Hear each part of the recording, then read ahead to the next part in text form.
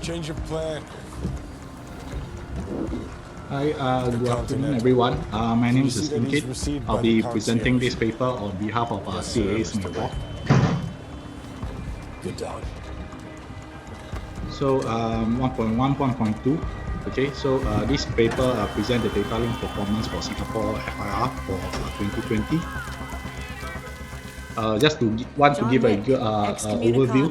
So for the overall performance observed in 2020 for both RCP 240 and RSP 180, okay, is acceptable. Small number of report was filed against was raised against the aircraft, okay, while the ground station and earth station issue was mainly affected by the aircraft avionics when they are transiting through different medias. So I'll move on to 2.1 and 2.2. So in summary, for CPDLC performance, for SATCOM and VHF, they are able to meet the performance for 95%, but fail for the 99.9%. Okay, and then for CPDLC performance again by the HF, this is not statistically significant due to the small number of data points. Okay, we can move down to the next table. Okay, so this table just to summarize the different media type, okay, for CPDLC. Okay, we can move down 2.3. Okay, so for CPDLC, we don't have any much issue with the ground station and the earth station.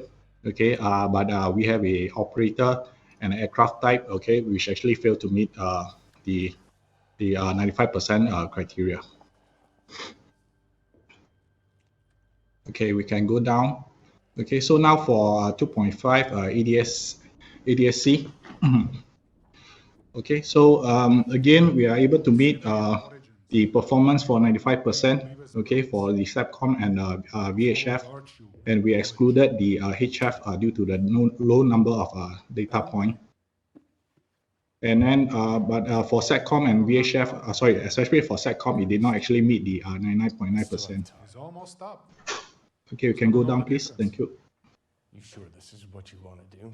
Okay, so for ADSC, we have a pair of GS and RGS, okay, for IG1 and IGW1, okay, which is actually failed to meet the performance standard, okay, and then we have about 3 aircraft operator and type, okay, that fails to meet the 95% criteria. Okay, we can move down. Okay, just to share a little bit on the some of the problem analysis. So one of the finding with regards to the problem for one of the particular aircraft that failed to meet the RCP 180, okay, for ADSC. So we actually work with the operator further, and then I think the problem seems to be localized to a particular tail. So after they change out the VHF unit, okay, it seems to improve from October onwards. And then Singapore will actually continue to work with the operator to monitor this performance.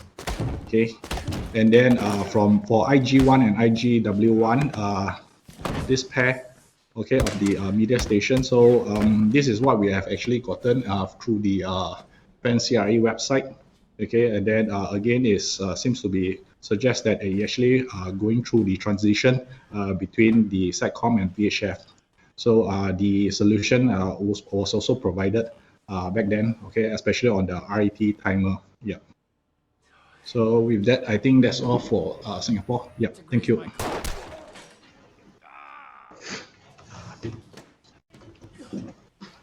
Thank you, Singapore. Any questions for Singapore's presentation, please?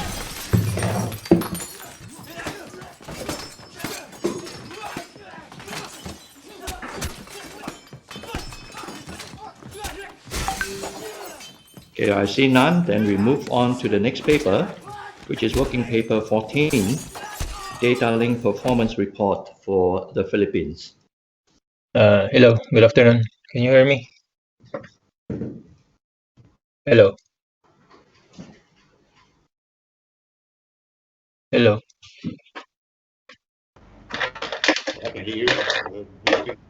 Can you hear me? Hello. Loud and clear. Philippines, Yeah, can you hear me? can you hear us? Yeah, I can hear you. Okay, You can Philippines, hear the me? floor is yours. Okay. What is being displayed in the screen is the Detailling Performance Report for Philippines, and this paper presents the Detailling Performance data for year 2020 for Manila FIR and information on actions taken to identify and rectify the causes of performance issues. Table 1 to Table 4B summarizes EDC and CPDLC performance where the required RSP or required communication performance criteria stipulated in ICAO Doc 444, which describe the procedures for air navigation services, air traffic management were not met. Actions taken to address performance not meeting the criteria are mentioned together with the status and outcomes of such actions. Philippines are using EDC PDLC for quite some time, and it has become the primary means of communication in the Category R airspace of Manila FIR. The distance-based lateral and longitudinal operations employed by Manila ECC are still monitored through radar surveillance in most parts of Manila FIR, but in the near future, we'll be planning to introduce separations that will be supported by the use of EDC PDLC. Thus, continuous monitoring and extraction of data for performance analysis is being performed to evaluate if PBC's implementation could be considered. Under discussion, Table 1 summarizes overall EDC performance per media type, remote ground stations, and ground earth stations for downlinks sent within Manila FIR during year 2020, where performance did not meet the RSP 180 performance criteria. Down, please. Below the table. 2.2 For EDC differentiated by media type, only if communication failed in the criteria, while both the BHF and SATCOM, the 95% were able to meet the criteria compared to the 99.9%, both were below criteria. On the other hand, in the RGS, GS, 3 stations that did not meet on both the 95% and the 99.9% criteria. It's for individual type of media, while the rest, it failed only in the 99.9% criteria. And for HF medium, it is expected to have lower performance than the other media. And for the other station, especially AG1 and 6R1, a possible weak transmission performance. Philippines will continue to monitor the stations at the same time requesting for data with regards to the performance of these above stations to communication service provider. And Philippines will follow up to communication service provider for this. 2.6 Table 2 summarizes over all EDC performance per aircraft operator type for downlinks sent within Manila FIR during year 2020, where performance did not meet the RSP 180 performance criteria. Down, please.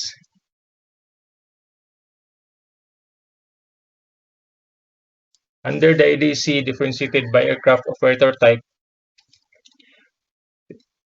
there were 4 that completely failed in the 95% and 99.9% criteria, whereas CPE with aircraft BC7W and PAL A321 was completely under criteria for the whole year monitoring. Aside from possible weak transmission from our service provider, which we are relying to our telco, operation in Philippine ATMC just started 3 years ago, and there were issues in the software level that might also factor on low performance in the ADS CPDLC operation. Philippines is on the verge of upgrading Top Sky software from Thales, and hopefully, when all things are in place, this might improve the performance of its ADS CPDLC communication. Thales and Philippines are still in the framework of negotiations. Table 3 and 3B summarizes overall CPDLC performance per media type RGS and GS for messages sent within Manila FIR during year 2020, where performance did not meet the RCP 240 performance criteria. Down, please.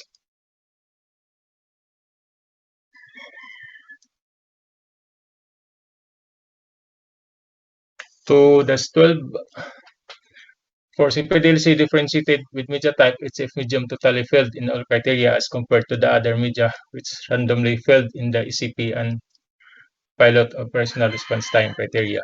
As for RGS-GS designator H16, totally failed in all criteria and only 6 stations for January to June that has failed mark in some criteria and 9 stations for the period July to December. For HF medium, as I mentioned earlier, it is expected to have lower performance than other media, and for other stations, a possible weak transmission performance. And Philippines will continue to monitor the stations, at the same time requesting data with regards to the performance of these above stations to the communication service provider. And Philippines will continue to follow up with the communication service provider. Table 4E and 4B summarize overall CPDLC performance for aircraft type. For messages sent within Manila FIR during 2020, where performance did not meet the RCP240 performance criteria.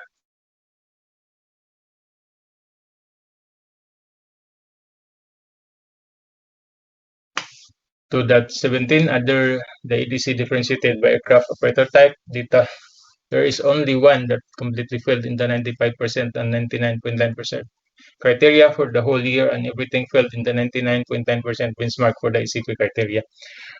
Aside from possible weak transmission to from our service provider, which we are relying on our telco, as I mentioned earlier, operation in TMC just started 3 years ago, and there were issues in the software level that might also factor on low performance in the EDC PDLC operation. And Philippines is on the verge of upgrading Top Sky software from Thales, and hopefully this might improve the performance on its EDC PDLC communication. And Thales and Philippines still in the framework of negotiation. And that's all for Philippines. Thank you, Philippines, for comprehensive report. I think this is one of the your only second report. You're doing very well. Yes, sir. Yes, sir. With the help of Indonesians. Thank you, Indonesia as well. And I invite comments or questions from the floor, please, for the Philippines.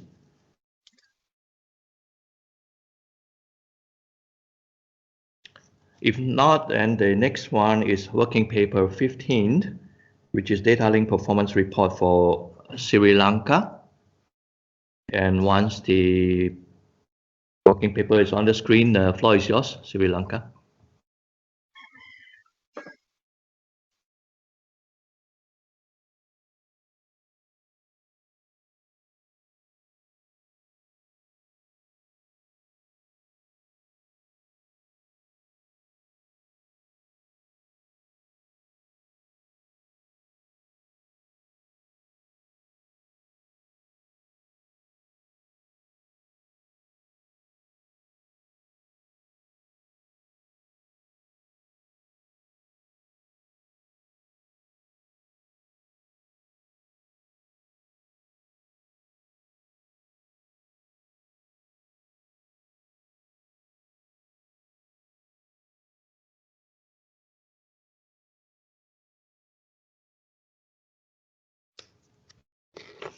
Sri Lanka, working paper 15. Thank you.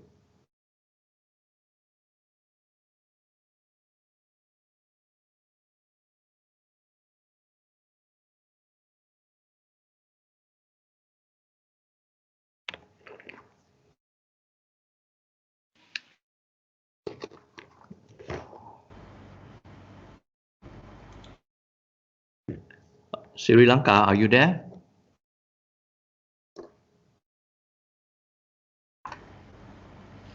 So, Mr. Chair, if you like, what I would propose is that we can hold off on this until a little later, and if Sri Lanka is still unable to join us, then I might just run through quickly the paper and give a quick overview of it.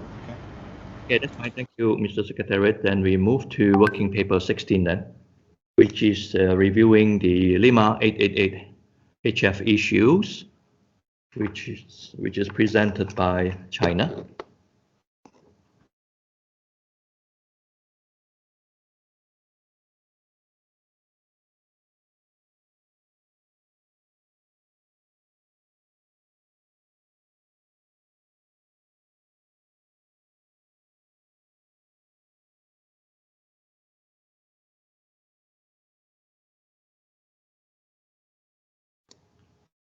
China, please. Working paper 16.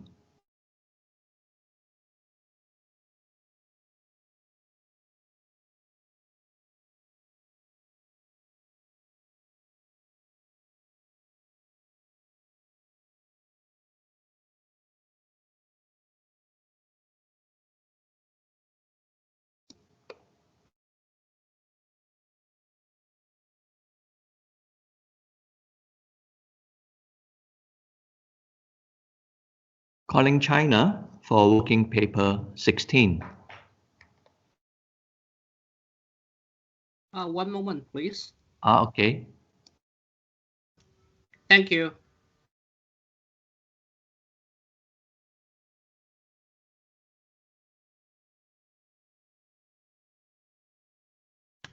So there are some problem with the mic. So can we have a moment?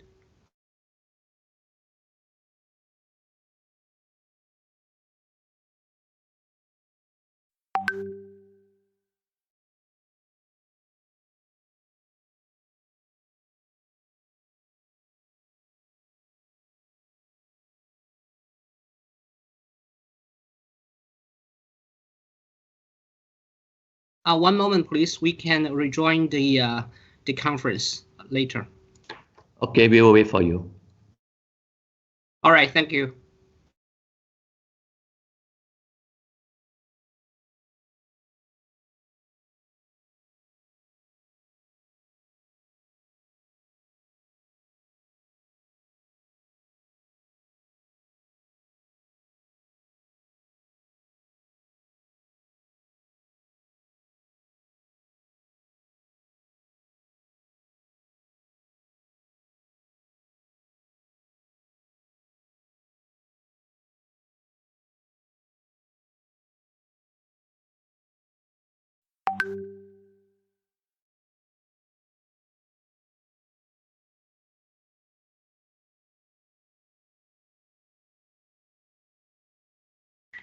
I'm sorry. It seems that our mic has some problem. Can we just move next, and we are ready, so we can come back? Okay, China, we will go to the next paper and you could attempt to resolve your issue. All right, thank you very much. Come back to you later. Thank you. Mr. Secretary, could we have working paper 19 up then?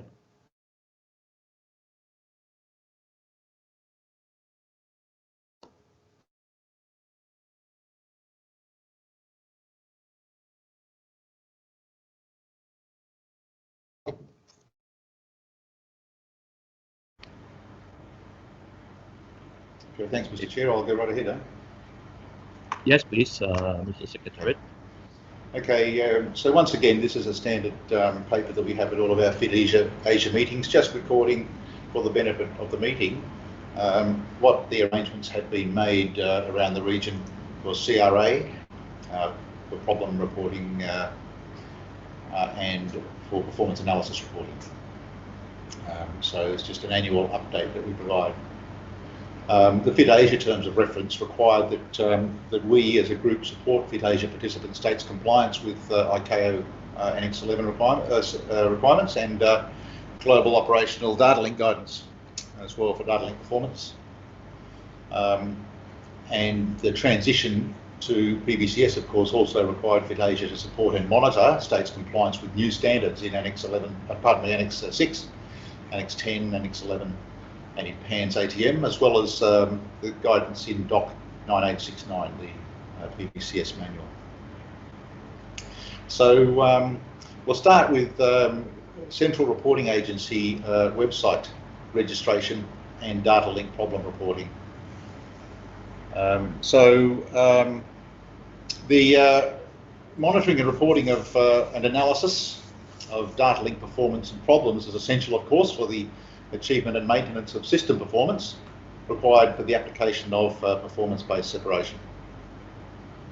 And of course, PBCS was implemented in the Asia Pacific region in those FIRs that are identified in DOC 7030 from 29 of March 2018.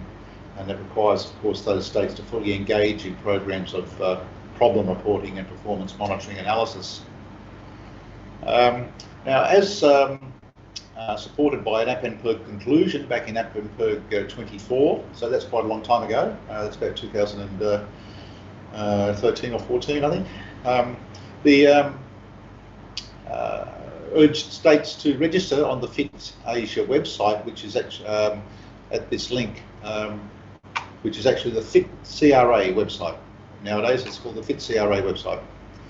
So that we could do things on there like lodging problem reports for analysis by CRA. So to support APNPERG tracking of CRA engagement. So I'll just briefly touch on the issue here that while we are the FIT for FIT Asia states only, we are the only DataLink operational technical group that is able to provide APNPERG with any visibility of whether the other states in the region that are not FIT Asia members are also compliant with the requirements. And so for that reason, we ask FIT IPAC and FIT ISPAC to also inform us of what's going on under their particular umbrellas, so that we can then report through RASMAG to APNPERG. So this table here summarises the administrations that have either implemented DataLink or are known to or expected to do so under the Asia Pacific Seamless ANS plan. That should be modified, the Seamless ANS plan, and what their FIT Asia CRA registration status is. So at the moment, you can see there's quite a few of them. There's a couple of them that have a question mark. This table is looking much better now than it was only a few years ago.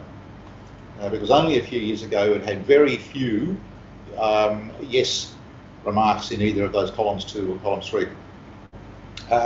In column 3 particularly. But there's a couple of question marks here. So Fiji, I think this needs to be updated, because Fiji, we now are aware, has submitted a problem report to CRA. So clearly Fiji is registered for CRA. But I can validate that later. We also have Papua New Guinea. Now, Papua New Guinea is only recently started also down the path of DataLink services supporting performance-based separations. So we believe Papua New Guinea may be implemented, but we're not sure. Papua New Guinea is registered for CRA. So they may also have registered that before they implemented operationally, of course, in order to do their operational analysis, but we believe they're implemented, and we're looking forward to an update in that regard. In the second table here in this paper, we list the number of problem reports and performance analysis reports submitted by APAC administrations during the period since 2018. We've got several years in this table, and that includes those reported to the other FITs in the region, the FIT IPAC and the FIT ISPAC, once again to allow RASMAG and then through RASMAG APNPERG to have visibility of what's going on across the entire region and not only FIT Asia. So you can see there that there's a very significant number of problem reports have been submitted. Pardon me, a reasonably significant number have been submitted. So we did have an upward trend was going on, but there has been some falling away by some states in this year in their submission of problem reports through the FIT CRA website. Some have submitted quite a lot, and some have submitted few, and a couple have submitted none. However, we do recognise that there's been a significant fall away in international air traffic, which has probably contributed to declining numbers in submissions of problem reports. The other thing I'll just briefly mention is that there are 67 problem reports in total here, and that's of course a lot more than the 27 that were reported to us by Boeing CRA in its report to us as FIT Asia, and that's of course reflecting the fact that in the Boeing CRA report it only included reports received from FIT Asia members, but this includes reports from all APAC administrations that have submitted problem reports. So among those, in the last several years, so the last 4 years including 2021, out of all of these administrations, only Maldives and Papua New Guinea have not submitted, had not previously submitted. And Maldives has not submitted any problem reports, and we see that Papua New Guinea has submitted 3 there in this list. So, so PNG is doing well to start this in their in the early stages of implementation, and we're looking forward to further engagement with Maldives in this regard.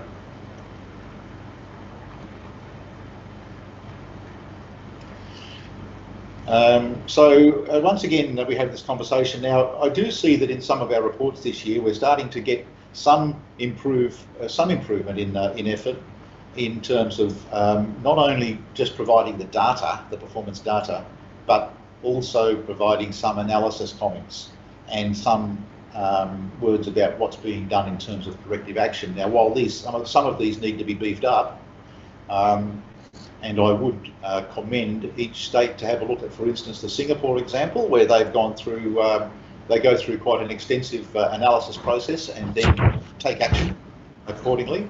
So if you were to look at the Singapore working paper as an example of the kind of feedback that the Fit Asia needs from each state, that would be good. But once again, it's good to see that some of our states are starting to grasp this particular issue and actually do some analysis and some corrective action work in relation to data that does not meet the RCP or RSP specifications. So, action by the meeting, just note and discuss the need for further development of state data link performance monitoring programs. And that's, as I was just talking about. So that's the main thing that we want to come out of this at the moment. We've seen improvement in problem reporting. We're seeing a gradual improvement in the quality of the data link performance reporting, but we still need to step that up a bit more in terms of in-depth analysis and problem resolution.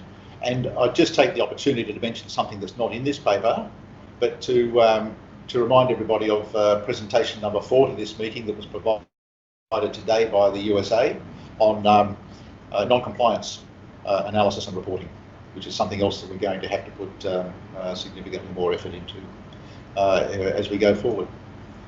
Thank you, Mr. Chair. Thank you, Mr. Secretary, for compiling a comprehensive snapshot of the current state of play for data link operations in this part. And it's indeed heartening to see many states has caught up and has now. I now invite comments and questions for this working paper from the floor. JCAB, please. Thank you, Mr. Chair. JASMA and the JCAB has 2 comments. Please show me table 2.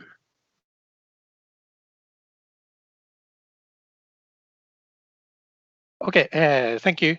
So JASMA confirmed Japan CRA. Why there are only a few reports on the few reports from Japan on this table? So once CRA Secretariat asked Fukuoka ATMC, which is the oceanic research facility in Japan, to upload PRs on the CRA website before. However, Fukuoka ATMC has not uploaded them. But I'm not sure why. I'm not sure the reason.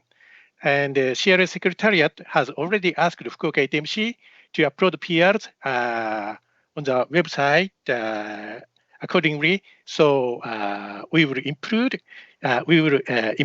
that in this year. And I have one more comment regarding note 4. Please scroll down. Thank you. So the sentence program reports submitted by Japan to JASMA is correct, is right, but it is internal procedure. So I think it is.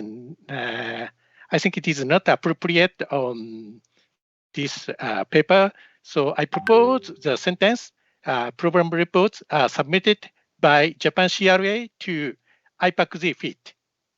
It's a formal procedure for our FIT. Thank you.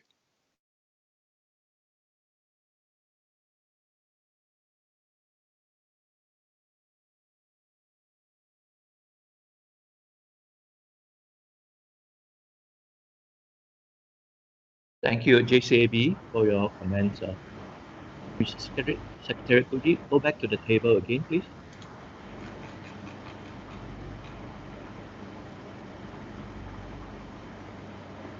Mr. Secretary, I have a question though. Like, for example, Australia would be part of ISTAC, and there are problem reports reported here. So, IPAC, would similar requirements be imposed? Thank you, Mr. Chair. Thank you, Japan, for your comments, which I've noted. Regarding the note there, if we cast our mind back to working paper 18, the Competent Airspace Safety Monitoring Organisations list. So it lists which organisations provide the FIT function for the various states in the region, the FANS interoperability team, and as you point out quite correctly, FIT IPAC provides that FIT function for Japan. However, in that document, the Competent Airspace Safety Monitoring Organisations list, the CRA is a separate function, and so the CRA service for Japan, for the Fukuoka FIR, is provided by JASMA. That's my understanding, and if that's not correct, of course, we can change that and include that in the Competent Airspace Safety Monitoring Organisations list for consideration by RASMAG. So at the moment, the Boeing CRA provides the CRA service for many of the states in the region, but in the case of the Fukuoka FIR, the formal arrangement for the CRA service is provided by JASMA. But I'm happy to accept any correction in that regard. Thank you.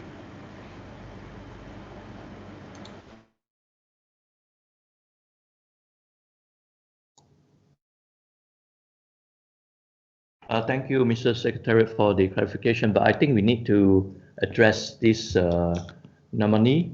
Otherwise, it would be odd to have Japan having a dash for their PR when actually they did submit. Yeah.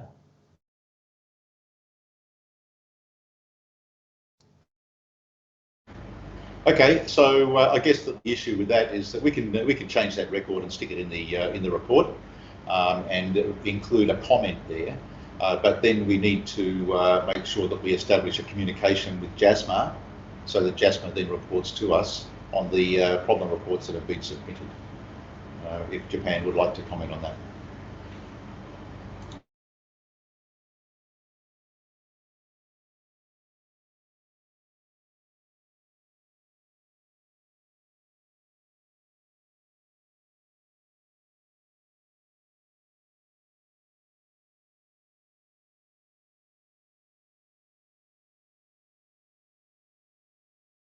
JCAB, please. Thank you, Chair. Yes, and thank you, Secretariat. Your comment is right. So JASMA is receiving PRs from Japan CRA, but JASMA does not upload the PRs to CRA website. It's Japan CRA and Fukuoka ATMC's responsibility. Thank you. Okay, understood. Thank you, Japan. I'll make some appropriate comments in the meeting report to reflect this discussion.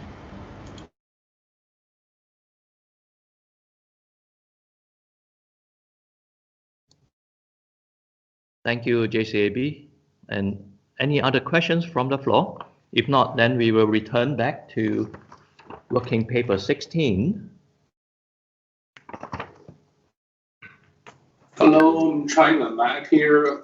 Is that working now? Hello? Yes, we can hear you loud and clear. China, can you hear us? Yeah, definitely. Perfect. So, Okay. Yep. Thank you. Mr. Secretary, could we have working paper 16 up, please? Reviewing the Lemma 888 HF issues. That will be presented by China. China, please. Yep. Hello, meeting. Good afternoon and good evening, and perhaps good early morning. Well, so this is a paper revealing the L888 routes of the HF issues. So this is prepared jointly by the China and the CRA. This paper presents the history of the ADS-C HF downlink messages auto-switching issue, which was found in FIT-Asia 4 in the year of 2015. This paper reveals its development and perhaps evaluation of its mitigation, and most importantly, its current status to see if there's anything else we need to do in the near future. And for the introduction part, just a brief history. In the FIT-Asia 4, a PBCS performance report was submitted by China to present its data link performance and possible issues in 2014. So in that presentation, the low ADS-C HF downlink, we abbreviated into HF. So HF performance on route L208 was noted by many. And China claimed to receive reports from the operators, and they said the data link service media automatically switch from other media to high-frequency communications. So this may potentially result in low performance. So there is action in the year of 2015 that China provides problems reports to CRA of switching to HF in areas where good SATCOM cover exists. So again, this paper presents its history and current status. So 2.1, we start with the background information since it's been several years ago. In the fourth meeting of the FIT-Asia, states including China, India, Indonesia, Japan, and Singapore provided their respective data link reports for the meeting to review and to find possible issues. So during this discussion, China presented the reports in the Chengdu FR, that is DUU, Lanzhou FR, ZLL, and Urumqi FR, that is DWW, and informed the meeting that there seemed to be issues with the HF ADS-C downlink by transmission on the route L888. So basically, there are two issues. The first issue is that the performance was under criteria that was colored red. The HF ADS-C downlink performance average on the route or 87.89% under the 300 seconds criteria and 93.44% under 400 criteria. That's obviously lower than the 95% and 99.9% requirements, respectively. So on the other hand, the HF performance CBDLZ was met at 100% for both requirements. So we believe from first glance that this issue was more scoped within the HF ADS-C downlink performance. And so this meeting should, it's recommended that the meeting have a look at the format of the presentation because the current performance report adopts RCP 2040 RCP 180, so which is definitely different from the previous one that we handed in 2015. So back to then, the data from the L888 were measured against the older requirements because the longitudinal separation adopted was 10 minutes procedural separation, so it worked fine back then. So besides the under criteria issue for the HF in that year, a second issue is that the HF communication serves as an alternative media on L888. It was actually a second alternative, yet the total HF data points count obviously exceeded the normal level. It's reached almost 2,500 in simply 1 year. So in the period before the 2015 report, we see that from 2013 to 2014, the message count accumulates to 3,152. So this means that the HF issues might have existed even before the first Asia 4. It also existed in 2013. So on the other hand, after further study, it should be also noted that the HF message count for CBDLC were only 4 and 10 for 2013 and 2014. So same conclusion from the last paragraph. So we believe the ADS-C surveillance performance should be the priority issue for now. So at the meeting, China expressed concerns that it received reports that several aircraft encounter issues where communication media switches automatically, especially more often from VHF to HF. So this, in this case, I believe it resulted in the extreme high HF message counts and potentially the lower performance, which was stressed in the first issue. So China and CRA, the two stakeholders, believed that we've got to reach stakeholders for further investigation after each meeting. So that's the early discussion, very early development. So summarizing the discussion, the reports generally cast two challenges to the PVCS operation on the route. So the first one is the HF low performance. And the second is automatic switching between media. So China intended to investigate the issues further and was agreed by the meeting. So the meeting agreed that China would provide information on the auto switch aircraft types to Boeing CRA, since the original data was organized by other stakeholders. So the action was reached, as it was stressed just now.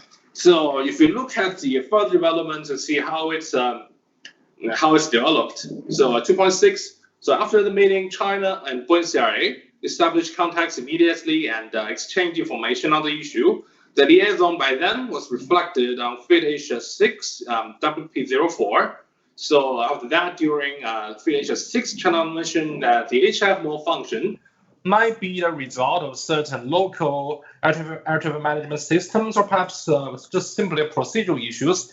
It was not clear the reason why the issues happened. So it was also demonstrated that the HF ADS-C downlink messages count reached 4,209.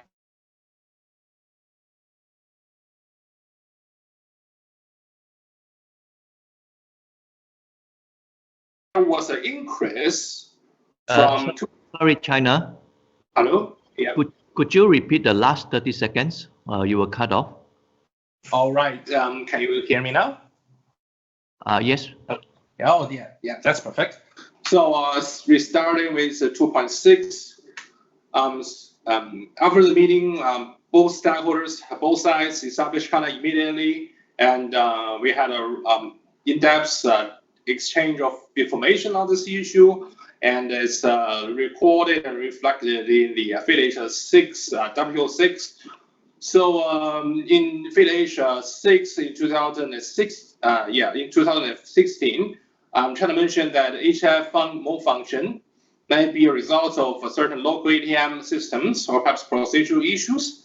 And in 2015, it said that the ADS-C message reached 4,296 in the year. So this increased from 2,494 to 4,296 in 1 year. So this can be a result of involvements of the Kunming FR, that is ZPP. It was a new FR, and it started its PVCS implementation in the year. So the analysis was a rather complex one, because there are FRs jumping in and out during the whole process. In Fleet Asia 7, the data showed that the HF message count in the years 2016 was reduced to 2,203.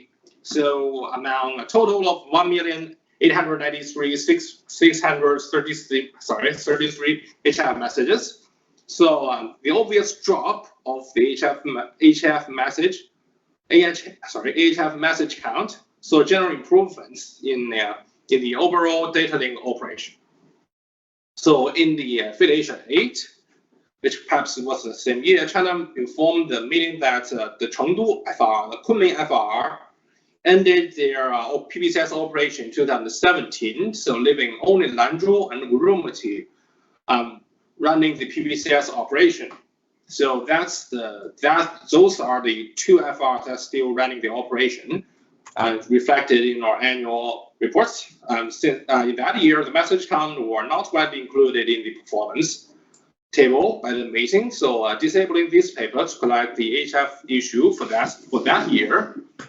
And Affiliation 9, well, we got 466 HF message reported, among 1,000,000 to 100,000 total HF messages in the year 2018.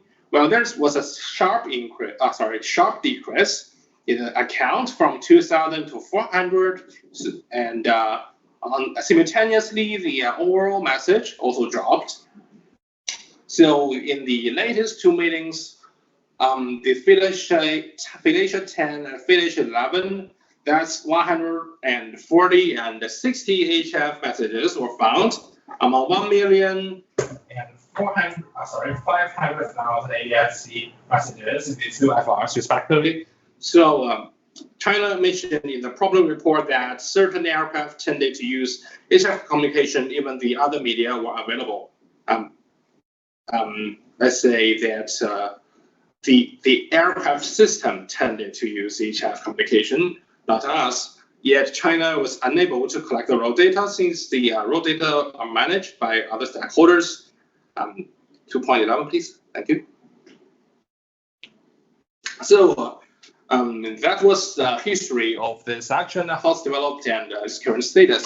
So reviewing this action, we believe one essential step is to determine whether the HF issues are actually solved, if it's still impacting the overall operation. So the first issue here is for the action is that the low HF performance. It was another criteria posted in the first meeting in 2015 in the Affiliation 4. Well, this paper believes the meeting is adopting the RCP 240D and RCP 180D specifications.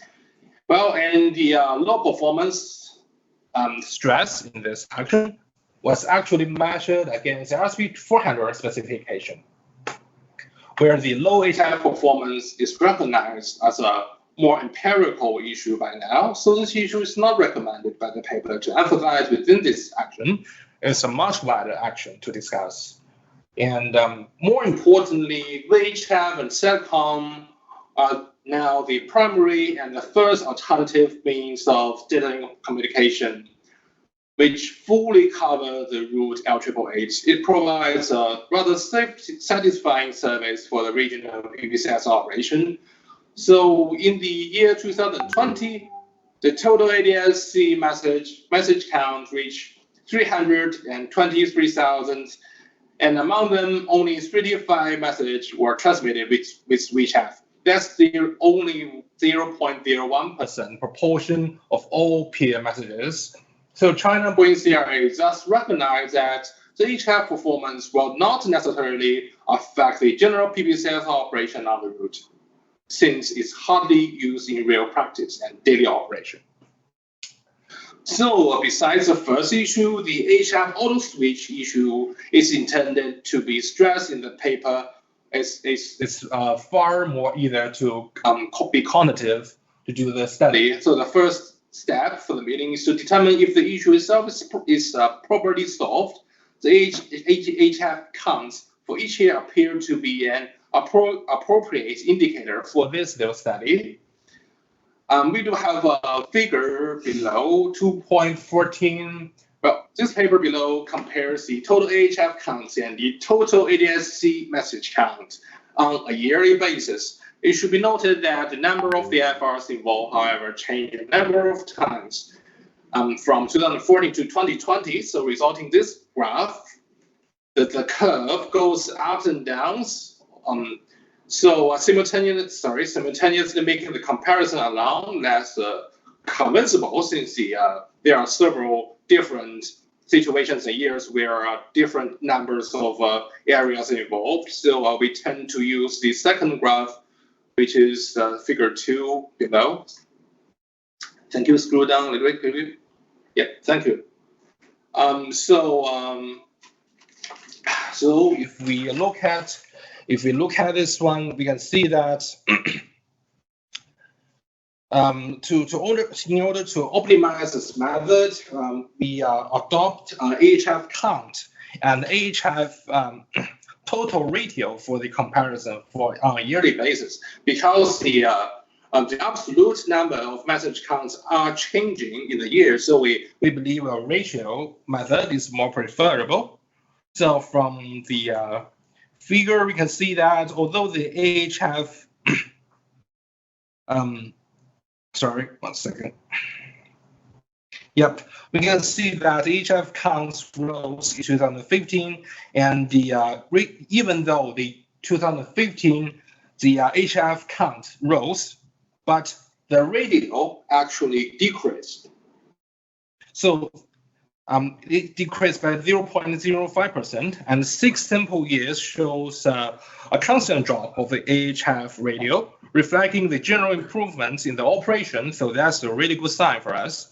And also mitigation of an auto switching issue, because that's what the most possible reason for this issue. Then eventually the AHF radio stabilized below 0.015%. I believe it's a very satisfying number for us, hopefully for the floor too, proving the AHF messages to be a very low proportion of the overall ADSC messages since 2019.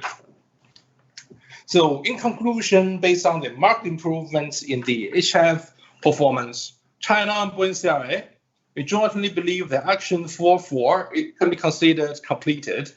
So it is believed that this is due to a combination of avionics and network improvements. And more importantly, there have been several impactful changes in the available avionics, such as identifying Nexon BZ and SATCOM improvements, which have helped performance and reverting to HF.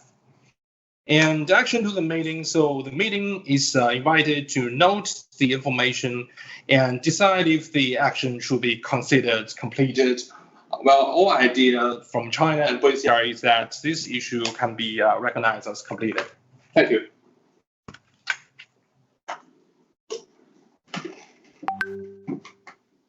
Any questions or any suggestions? Thank you, China, for a comprehensive report of the steps taken and the historical record of the events of this HF issue on Lima 888. I now invite Boeing to comment. Yes, thank you, Mr. Chair. So one comment I wanted to make was that we found out recently, after I had reviewed this paper with China, that ARINC has made a change in how they route their messages, where originally they would route messages VHF, SATCOM, then HF, and then over to SITA. But recently, they have made a change where messages will be routed VHF, SATCOM, then over to SITA, before trying HF. So I think that's helped this issue. Again, that's a recent development that we actually found out through a PR that was filed by Singapore. So I think that's aiding the difference that we see in the recent years. But again, we've seen quite a bit drop off, so that's really good news. And then lastly, I just want to commend China on the paper and the analysis done. It was a lot of historical data that they've looked through, and good job with that. Thank you. Thank you. And Mr. Secretary?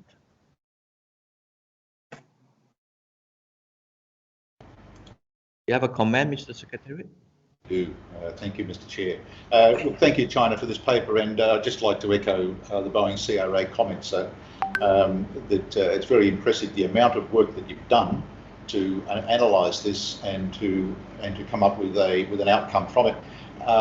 And I'd also like to thank you also for the degree of seriousness that you have treated the action item in the task list, which is really good. It's yeah, and this is the kind of stuff that is very professional, and we're very pleased to see. So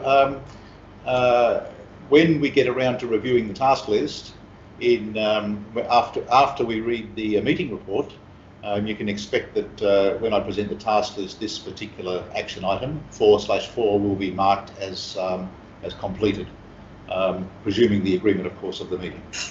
Thank you. Thank you. Thank you. Good job indeed by China on this.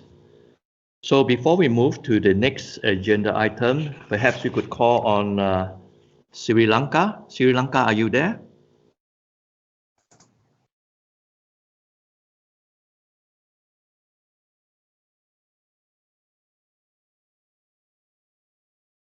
Mr. Secretary, I think Sri Lanka is not around, so could we take it as taken as read?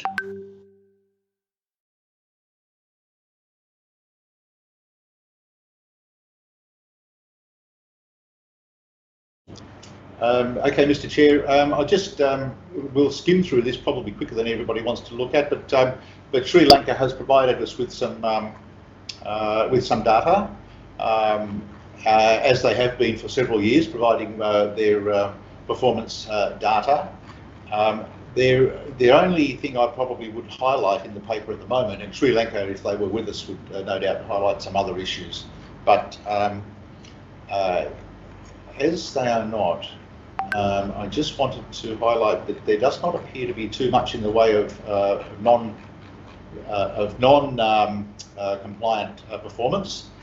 So there are cases, as you can see there, where there are a few yellow where they missed out on the 99.9%, but they met the 95% criteria in various cases. There is, however, one note I needed to find in here, and that was relating to being unable to provide a split of their data between SATCOM and VHF, and here it is. So the CPDLC is provided through FANS 1A service by CETA, and the media type data was not available separately. Now, I think we've discussed this in the meetings before.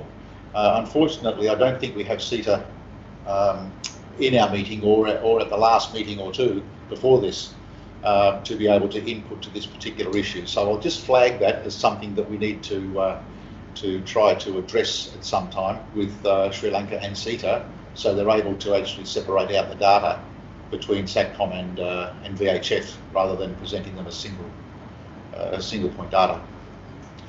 Thank you, Mr. Chair. Thank you, Mr. Secretary. Good catch, that one. Yeah, we should follow up on this. And thank you. With that, we have completed our agenda item number 4. And we could now go on to there's no item for agenda number 5 for the guidance material. So we move to agenda item number 6, which is data link related ANS deficiencies. So that will be working paper number 20 and navigation deficiencies relating to data link performance monitoring and analysis, which will be presented by the Secretariat.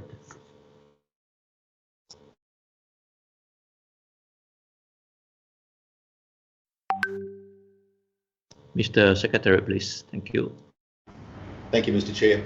So once again, a standard Secretariat paper to all of our Fit Asia meetings, providing the list of APENPERG air navigation deficiencies in the ATM field relating to data link performance monitoring and analysis.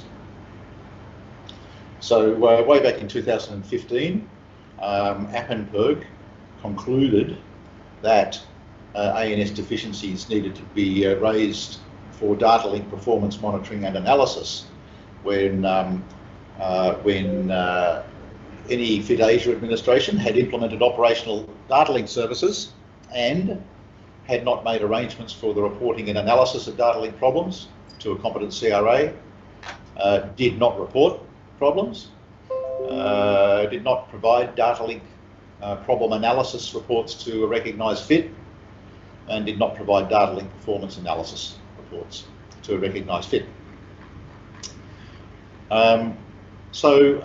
That, of course, we've expanded on in the recent years. As I mentioned before, at the time, we started raising deficiencies against FIT Asia administrations to find that certain administrations that actually their FIT was provided elsewhere were sitting very quietly at APNPERG meetings and not telling anybody that they were failing to do these things too.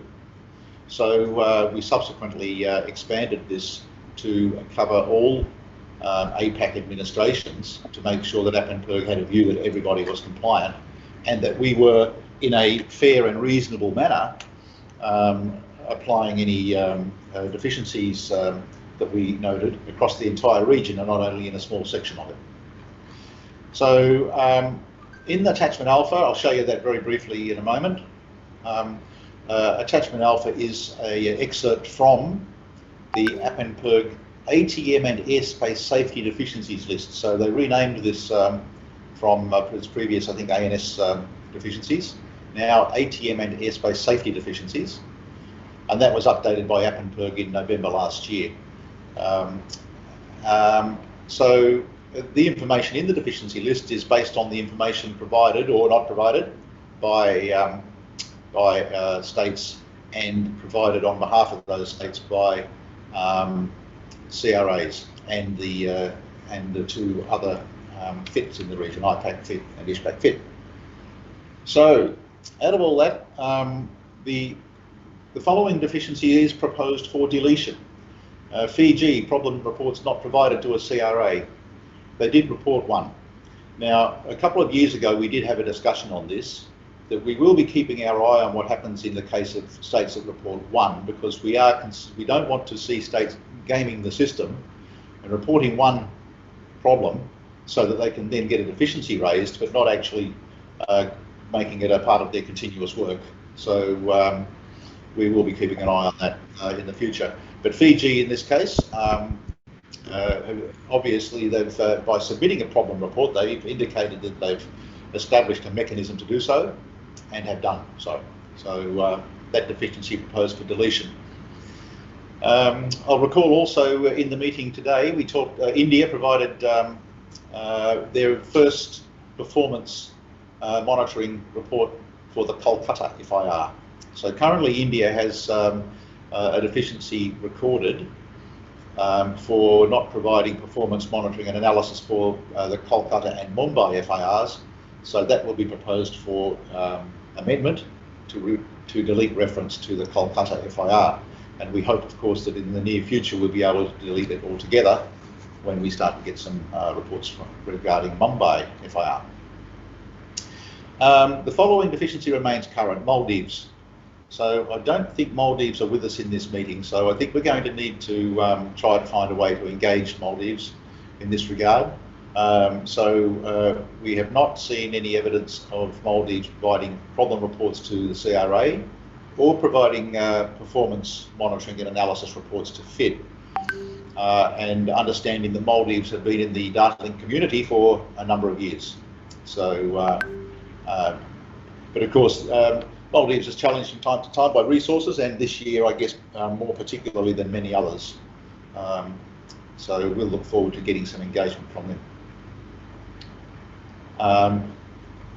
So the other thing I'd just like to the meeting to note is that future assessment of deficiencies is likely to take into account the requirement for continuous monitoring of performance against RSP 180 and RCP 240 criteria where they are supporting performance-based separations and of course appropriate analysis and corrective action, as I talked about before in some of our reports where we're only starting to actually provide this information.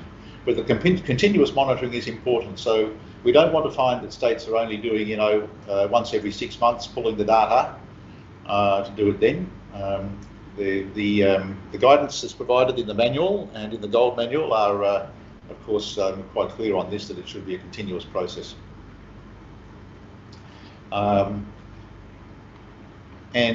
That's all. Thank you, Mr. Chair. Also, it's not all. I'll just show you. So these three deficiencies are as was agreed by Appenberg in November last year. That's extracted from the list. You'll note that I think last year we did remove a deficiency for Myanmar, which was agreed by Appenberg as well.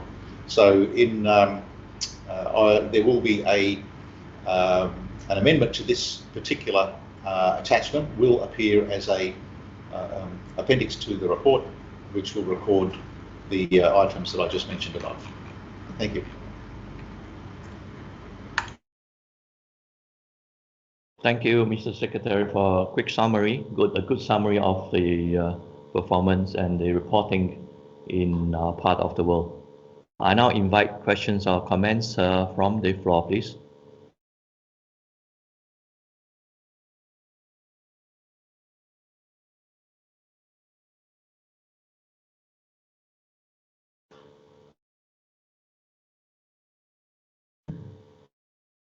Okay, I see no hands up. And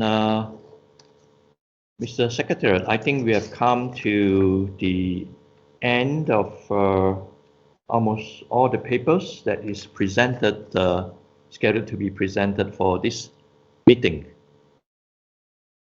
except for working paper number 21, which is normally presented on the last day of the meeting. So in view of this, we have scheduled a 4-day meeting, and it would not be necessary for us to hold a meeting tomorrow. Can I propose that we adjourn on the 26th of August, that is on Thursday, 0230 UTC, to go through the minutes of the report.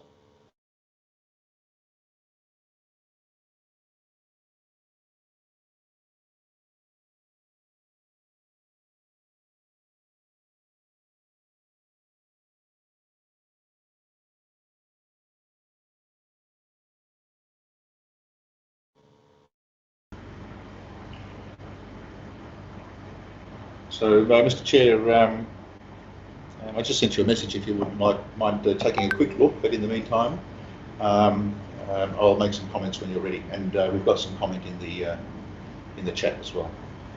Okay, yes, I've checked through the email. I will contact you probably in a short while. So in the meantime, Dylan, call please. You dropped out there almost unreadable, Chair. New Zealand, you have a comment, please?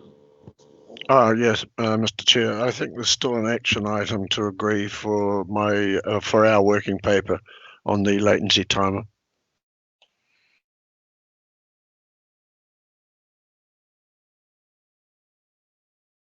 Yes. Okay. So perhaps, Mr. Secretariat, would you like to bring back the working paper 4 for summary of the conclusion that is required? Okay, we'll go, Mr. Chair. Paul, do you want to see the working paper or the presentation? I think you had a flimsy, Shane, that you had created with the required action. I had, but we've had a bit of a discussion about that with the chair, so I'll just let him give him a couple of minutes to prepare his response. However, which one? In the meantime, we should remind the meeting of what we're talking about. So, which one would you prefer? Just bring up the paper. Working paper 4, latency time of value.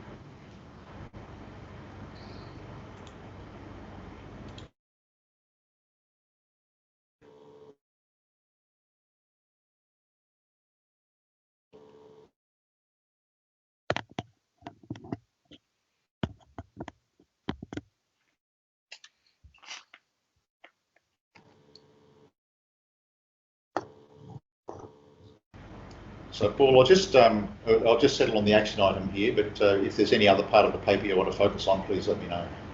Okay, thank you. No, that's fine. So the intent of the paper is just to propose that a 300-second latency timer value is adopted for regional use in Asia Pac.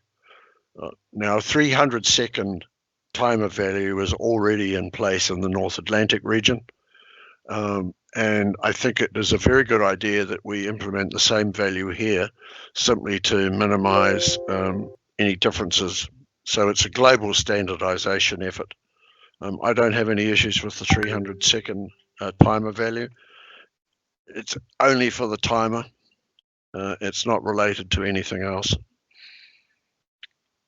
Thank you, New Zealand. I share your view that it will be good that is adopted universally the same value throughout the world if it's in use in major parts of the world for data link. But I want to confirm that is this adopted already by NET, or is it still on trial? And if it's still on trial, then can I propose that we should hold back the adaptation of this value until we are clearly firm on this? I understand it was implemented on a trial basis, but the 300-second value is the important one. I wouldn't like to see other values implemented in Asia Pac. Okay, thank you, New Zealand, for the clarification. And on that basis, I think I previously mentioned that we should do the same and have this on trial and not be adopted at the present moment until it is adopted in the other parts of the world. Yeah.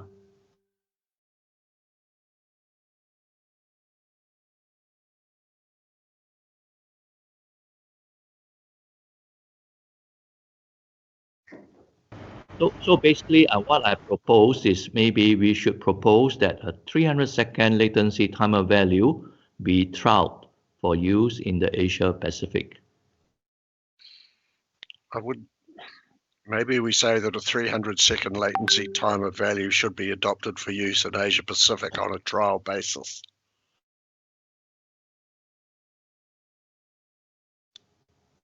Okay, that works for me as well. But we have.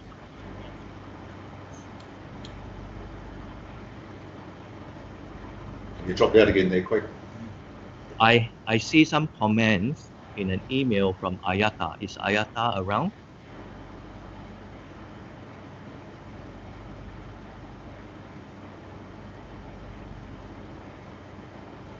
Hello. Yes, go ahead. Yeah, thanks a lot for this clarification, because the discussions triggered certain things, and I got an impression that there is a proposal to put restriction on use of a data link for the aircraft that are having challenge from equipage, especially meeting the latency timer. Many thanks to Paul for clarifying, as well to Shen, that the intention at this point of time is to accept 300-second latency timer value to globally harmonize it. And obviously, you know, this is something quite important for us as well. Else, every state will publish their own different value in different AIPs, in their respective AIPs, and then it is going to be quite a challenging thing, because you know every state has a different value. So this particular effort of standardizing it on trial perfectly meets. My suggestion was, in case if there is a, based on the discussion that we had, in impression that possibly restricting usage of data link for those non-latency timer, those legacy aircraft, that is not in question. And in case if we have to put up any restrictions, then we need to follow a due process, and then the due process needs a proper analysis, case study, justification, and all that. But since our intention at this point is only for this trial of 300-second latency timer, I think that solves all the issues. Many thanks for clarification and confirmation. Okay, thank you, Ayata. I will take it that you will withdraw the comments in that email that you sent. And I would like to reassure you this kind of settings should not be adopted by individual states. So basically, this kind of implementation is applied regionally, and normally we will try to harmonize so that it's the same throughout for the usage later.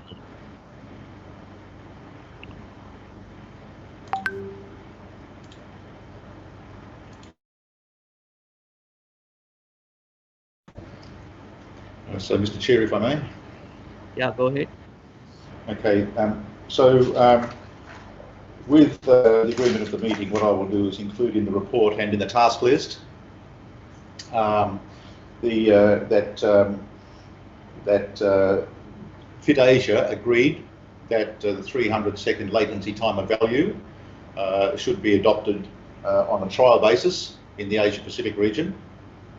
And we'll then see if we can get some states who will sign up to the task to actually do that work as well. And then with a view, of course, to at Fit Asia 12 formalising it if on the basis of the trial results. How does that suit?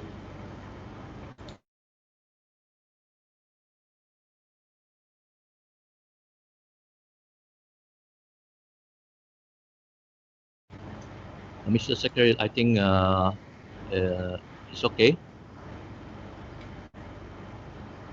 So the other thing I would add is that I don't see that there's any, and Paul, you may want to comment on this, but I don't see that there's any impediment to states implementing anyway.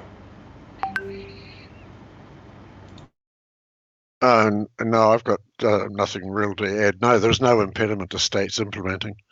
Certainly not. My understanding is a state fairly close to us is planning on implementing later this year. And I understand a large state to the north is also looking at implementing sometime maybe next year. Excuse me, Paul, did your paper cover the 2-second issue with the some of the Airbus aircraft? No, it didn't. It just talked about setting the latency value. Would that be something that should be considered in the implementation as well? That was definitely covered in the NAT project team report, or that was not initially covered in the NAT project team report. It was something that came about, obviously, as you know, once you started to implement, and that's something that has caused a bit of a delay on the US side for us being able to implement, and it's something that we're working to change in the system so that we will be able to implement the 300 seconds. Yeah, but it doesn't change the fact that you use a 300-second latency timer value. I think I covered that in a previous Fit Asia, but I may be wrong. Okay, agreed that it wouldn't affect that you would use the 300 seconds, just to make sure that everyone was on the same page with when implementing that is a factor on the system side.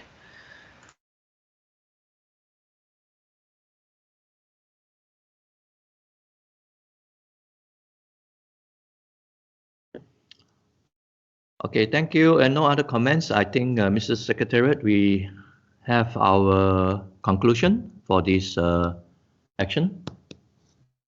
And Shane, you could add, I'm happy to. New Zealand's happy to report back on the next year's operations with the latency timer, if that would help.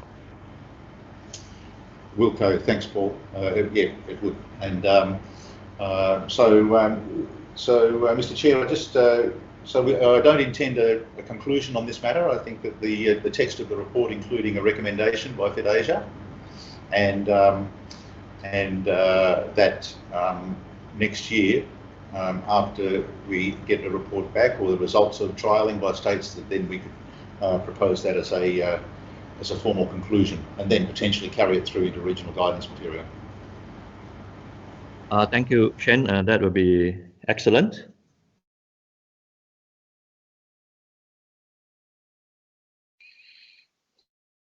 So, Mr. Secretary, back to my earlier comment, we have finished all the papers that are submitted for this meeting. So at this juncture, I think that it's probably not necessary to have the meeting on the third day, and I propose that we re-adjourn on the 26th, that is on Thursday, 0230 UTC, to go through the meeting report. Thank you, Mr. Chair. So that would work out quite well for us. I had already factored in that we would finish probably today or early tomorrow the business of the meeting. We have over recent years run a 4-day Fit Asia meeting, but of course in the last 2 meetings, this one and last year, we had quite a reduced agenda or quite a reduced amount of business due to a number of factors associated with the pandemic, no doubt. The problem we've got at the moment is that the ATM section of the regional office is also right now quite heavily engaged with a difficult contingency situation, and I had it also factored in some work on that tomorrow. So I will prepare the meeting report, and it should be available by about 4 or 5 p.m. Bangkok time tomorrow afternoon on the regional office website. So you see the draft report then, so that would be at about all the zeros UTC will be available on the website. So pardon me, that's not correct. 1000 UTC. 1000 UTC tomorrow, and then as mentioned by you, Mr. Chair, we'll come back at 0230 UTC on Thursday 26th. The only thing I would remind the meeting is that when we read the meeting report, the intention, of course, is not to reopen discussion, but it is just to make sure that the meeting report accurately reflects what we have discussed. Thank you, Mr. Chair. Thank you, Mr. Secretary, for your hard work, and thank you everybody for your participation for the last couple of days. Then we'll see you on 26th of August, 0230 UTC. Have a good day, everyone, and good night for those in the early hours of the day. Thank you. Thank you. Thank you. Bye-bye. Thank you. Thank you. Bye. Thank you. Thank you. Thank you. Bye.